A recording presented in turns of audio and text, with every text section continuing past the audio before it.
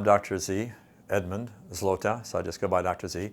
And we had a wonderful opportunity to come here and to experience some education on how to grow a practice. And a lot of these things, they're so essential because if you're in practice, you may know, a lot of times you can flounder and not find the cues and the tools that you need to really grow your practice. And here, everything was, so concise, and we really appreciate the presenters, and we present the hosts, because we appreciate the hosts and the presenters because we got some really concise information. This is great information for any business, but in particular, our business, which is healthcare. So even in healthcare, it's still a business. In order to take care of patients, you have to market yourself. You have to tell them who you are, what you deliver as a service.